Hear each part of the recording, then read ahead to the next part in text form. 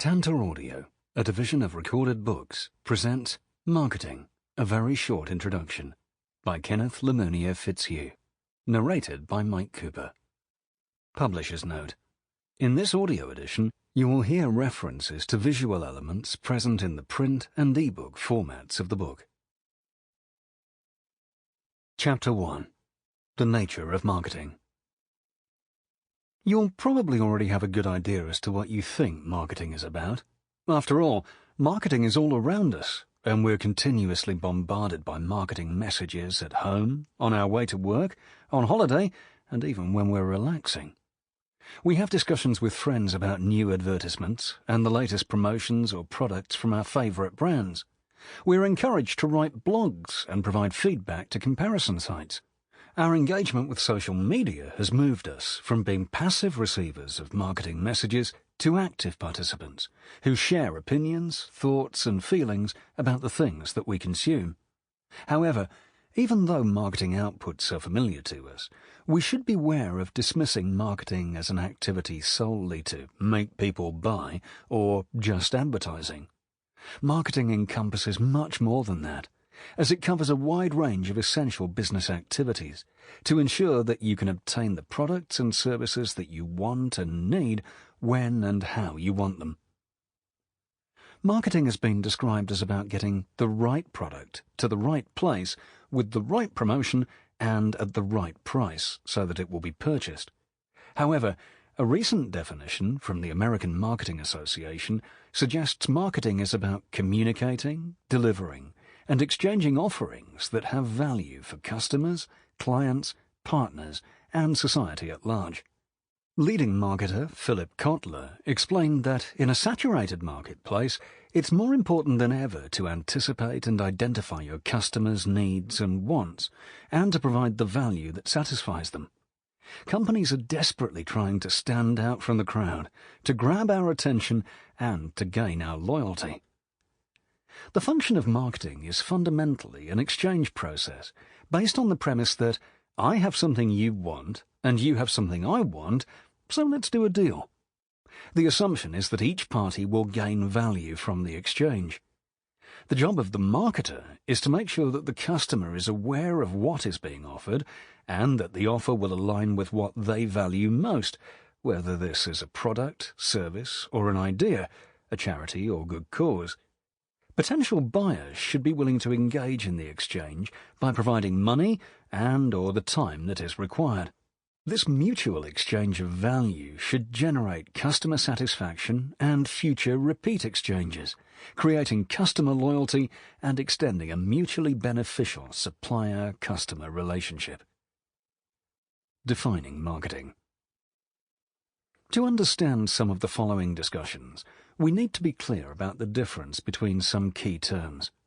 Let us start with goods versus service and customer versus consumer. Goods are physical products that can be made, configured, shaped, and transported to market. Examples might include fast-moving consumer goods, FMCG, such as packaged foods, toiletries, and beverages that sell rapidly at a relatively low price, or white and brown goods such as fridges, freezers, televisions, and audio equipment.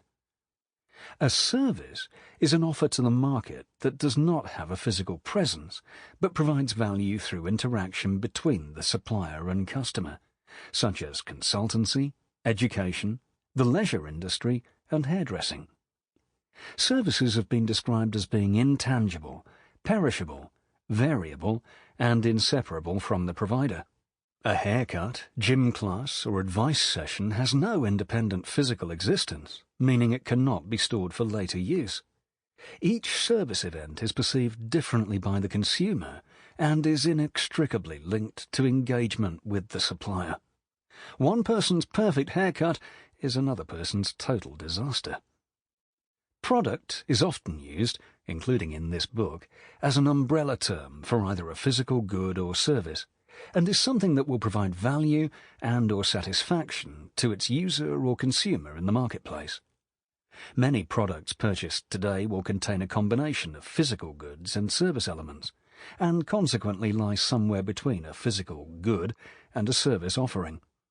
When going to a restaurant for a meal, you receive the physical goods of food and drinks, prepared by chefs and delivered to you by waiters that are the service elements.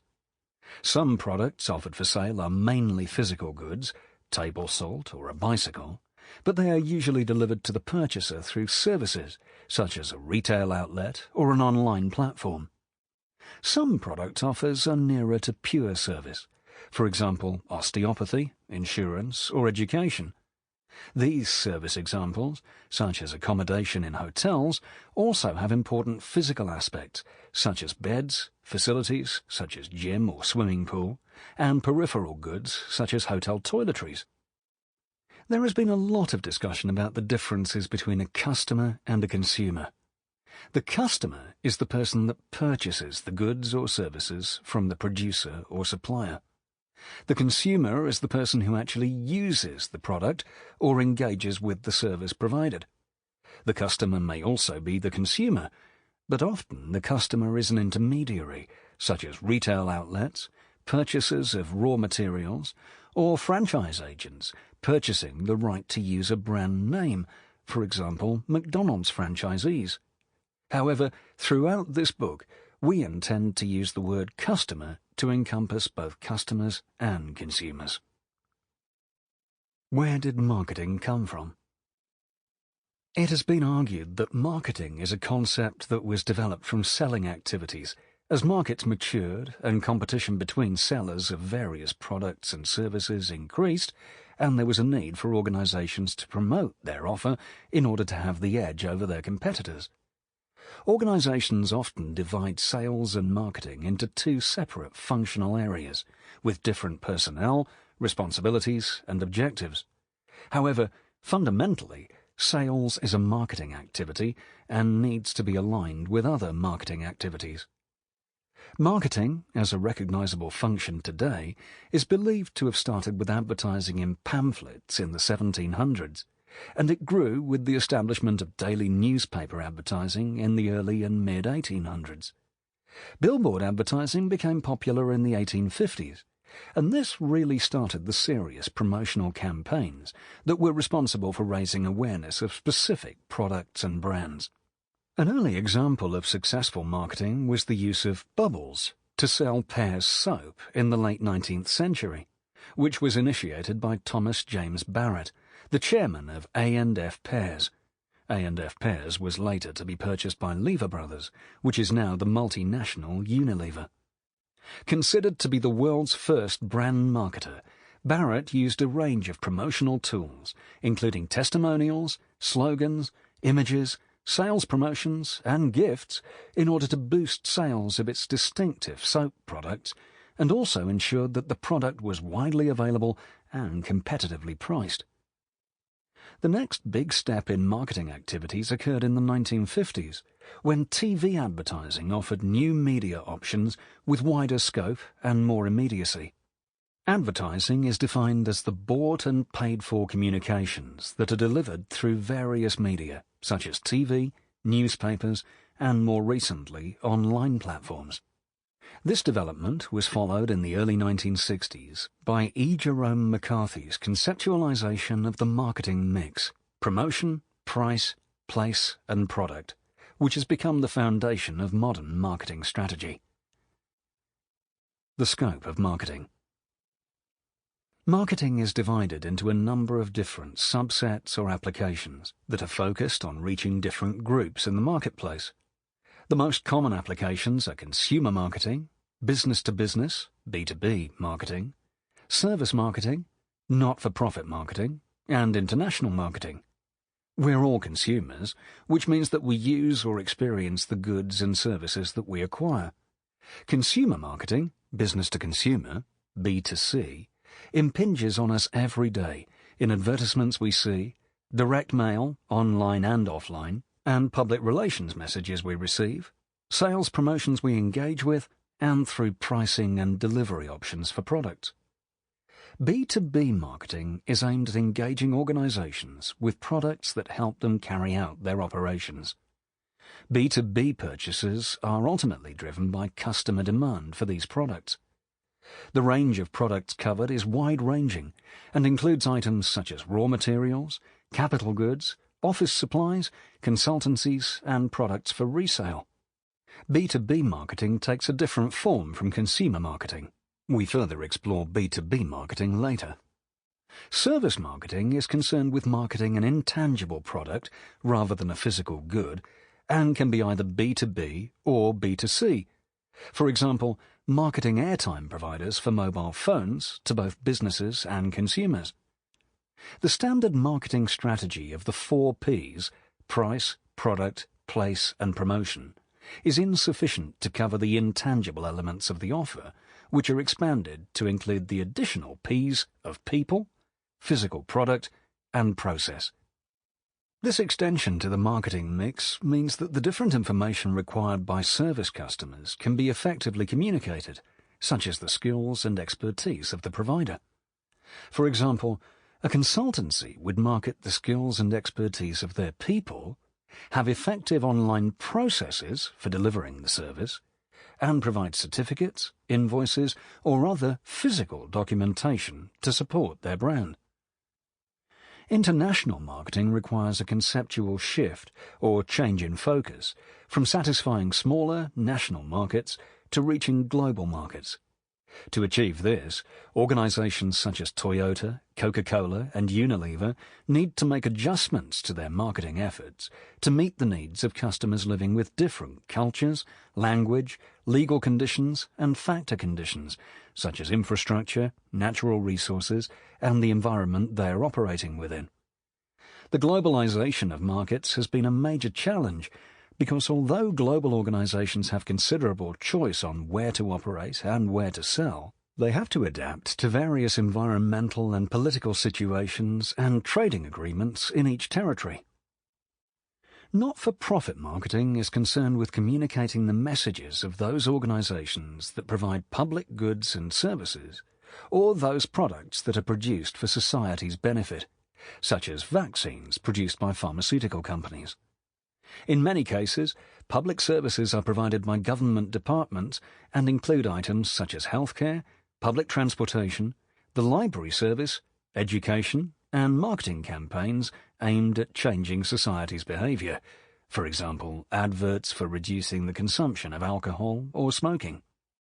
Another form of not-for-profit marketing is designed for charities to help them raise funds for important causes, such as supporting an area that is experiencing famine, preventing cruelty to children and animals, or repairing historic buildings. What is customer value? Peter Doyle, leading academic of marketing, described value as a subjective element based on the participants' feelings and perceptions. Consequently, value is a variable that is dependent on the point of view of the participants in the exchange. Value can take many forms, including a functional value, how the item can be used, monetary value, financial gain, social value, created in interaction, and psychological value, making people feel better. Customer perceived value is based on the comparison of goods or services to similar products in the market. To offer value, marketers need to be aware of their customers' needs, wants, and demands, as well as being able to present their offer in the most beneficial way. This focus on customer value has led to the development of the concept of co-creation of value, where the buyer and seller interact and cooperate to develop new products or find new uses for existing products. Value is created in the interaction between the two parties and can take many different forms, including knowledge exchange, identifying different uses for the product or service, increasing profitability or reducing costs, and creating a superior brand. The important part of co-creation of value is that it is developed through interactions between the parties, such as the buyer and seller. Architects, for example, will liaise with their customers when designing a building, so that additional value is created through the exchange of ideas and information. Creating value through a market orientation. Competition within markets has increased exponentially over the past few decades. In response, many organizations have been adopting what is commonly called a market-orientated approach, which is where the organization as a whole focuses on meeting its customers' needs, allowing them to create greater customer value and satisfaction in order to attract and retain customers. An example of a market-orientated organization is the Apple Corporation, which is focused on delivering the best customer experience possible. Apple provide both goods and services in order to solve the challenges faced by society in communication and entertainment. Apple are totally focused on their customers and delivering what they want.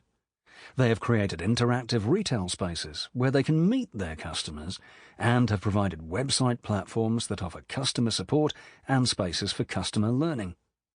Apple have developed new ranges of software applications to increase customer interaction with their products, as well as continuously innovating new products and reinventing existing ones to meet customer evolving needs. In this way, Apple's market orientation approach has increased sales and created intensely loyal customers. Customers' needs, wants, and demands. It is necessary for organizations to understand their customers' needs, wants, and demands. The needs of society are the most urgent elements, and they relate to the things we need in order to survive and prosper. Consequently, businesses selling products that satisfy these needs are likely to experience consistent demand for their offer. Needs include obtaining items essential for survival, such as food, clothing, and shelter.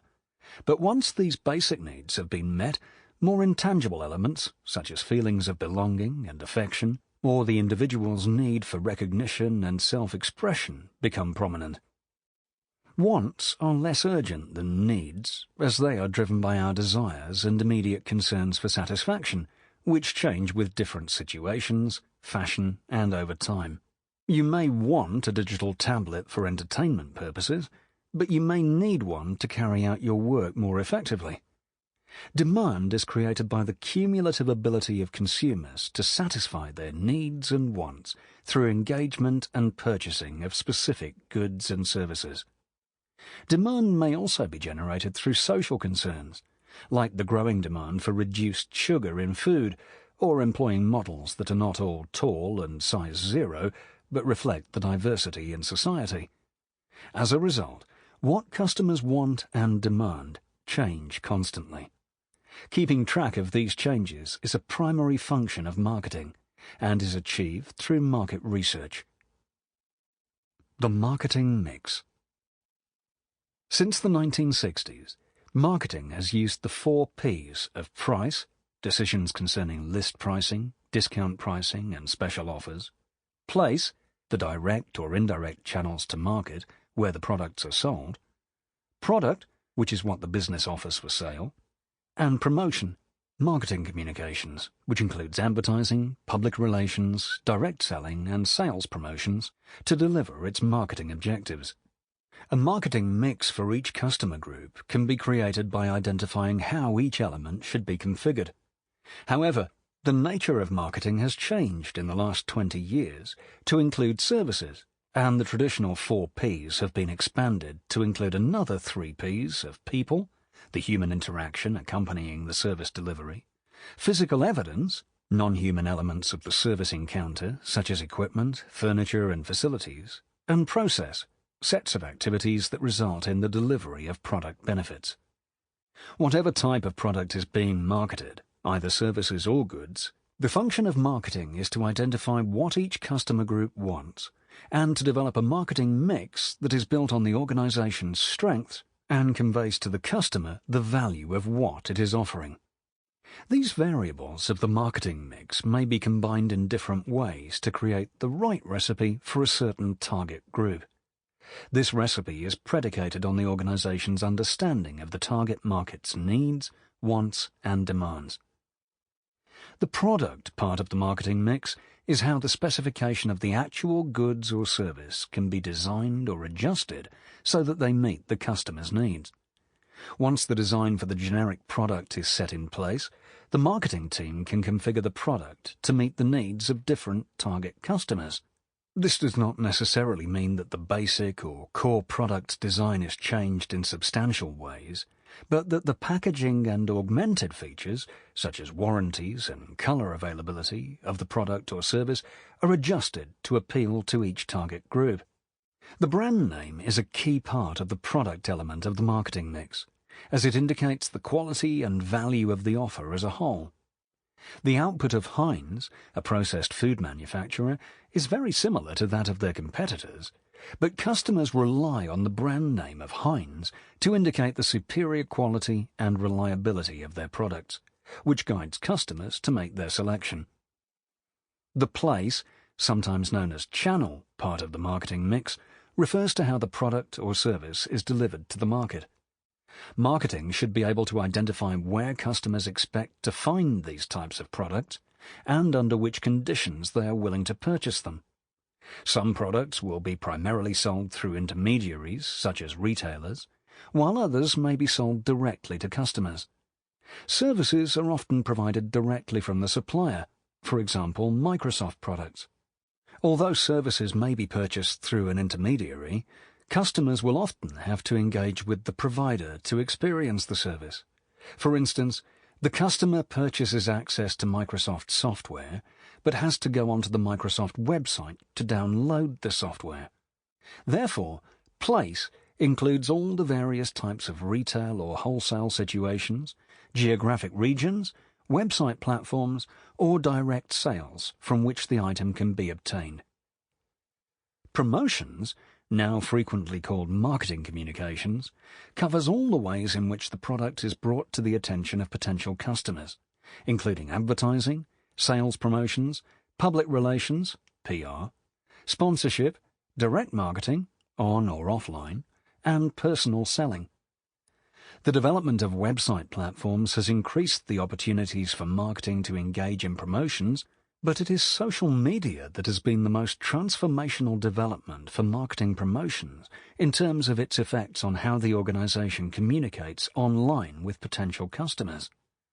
The development of mobile devices, such as smartphones and tablets powered by fourth or fifth generation 4G, 5G technology, and widespread public Wi-Fi have meant that a new and wholly flexible method of mass communication is available to all age groups. As a result, social media has changed promotions forever, providing sellers with the opportunity to permanently and continuously alter customer expectations. The price element of the marketing mix is the process of setting an appropriate price at which to market the product. The price should reflect the rarity and quality of the product being offered, but it cannot exceed what the market is willing to pay.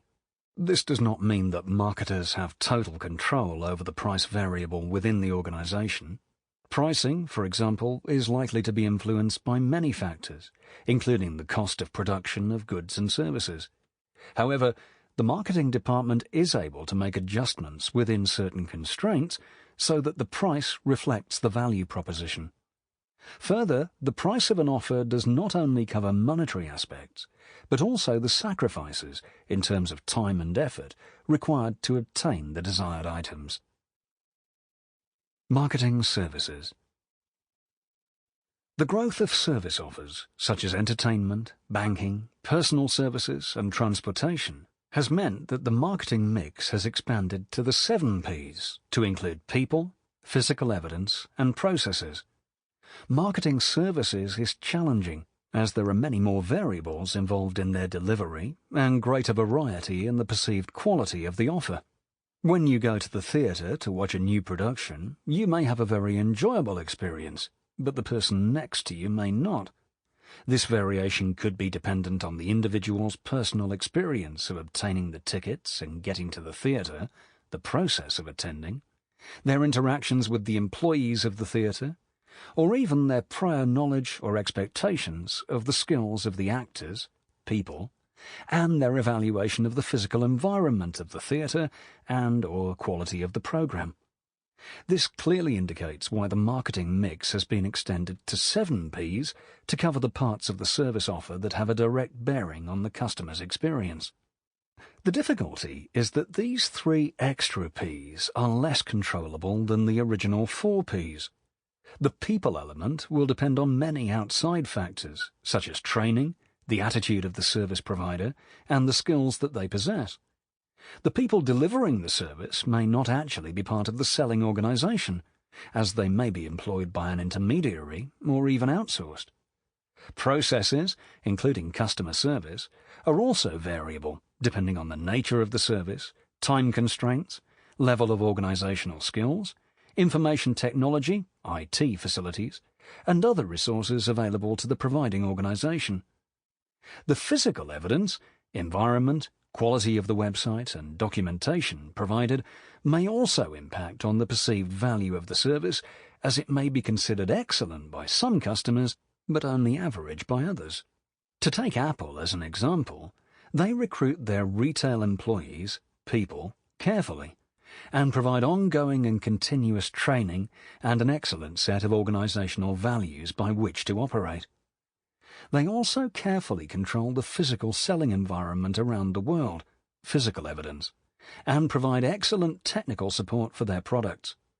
Finally, their processes are very well organized, providing a seamless delivery of their products and services to customers with excellent backup systems, processes. The marketing mix for services can be configured to meet the needs of different groups within a single market.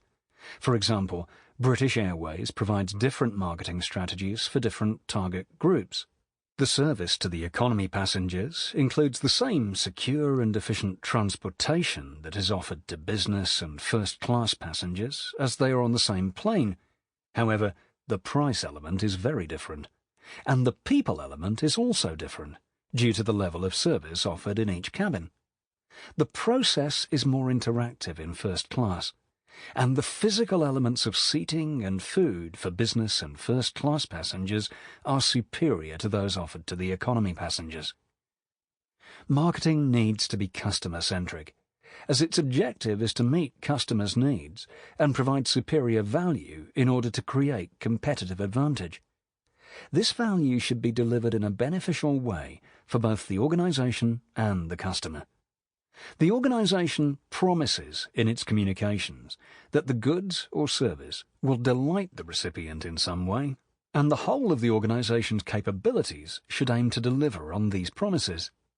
An organization's capabilities are a combination of the skills and processes they employ to create the product or services for which the organization is known. Companies are not equally good at all things, and will have various strengths and weaknesses. Inevitably, there are some areas where compromises have to be made, but overall, the most successful companies are those that use their strengths and capabilities to deliver an offer that best meets the needs of their customers. Marketing has the responsibility of identifying its customer requirements through market research, and for developing a strategy that communicates the final value of its offer to the marketplace, thereby creating customer loyalty. Chapter 2. Marketing Research. Marketing research is one of the most engaging parts of marketing, as it is the opportunity for organizations to evaluate marketing performance, uncover customer behaviors, and explore their preferences. Good marketing research is the foundation of marketing strategy, and it needs to be carried out rigorously and almost continuously because customers' needs are continually changing, sometimes rapidly or in a major way, and at other times subtly or in small ways. Market research is about investigating markets rather than customers, and has a broader scope than marketing research in that it explores areas such as changes in the business environment, market structure, and trends through market analysis. Both marketing research and market research are carried out for reasons other than just to sell more products. Governments and industries use market or marketing research to find out what society wants, needs, and demands so that they can write manifestos or put funds into certain types of research and development, R&D. We will concentrate on marketing research, as to be successful, the marketer relies heavily on up-to-date information specifically about customers' behaviors, competitors, and market trends. Marketing research is described as the systematic gathering, recording, and analysis of data, and the American market... Sample complete. Ready to continue?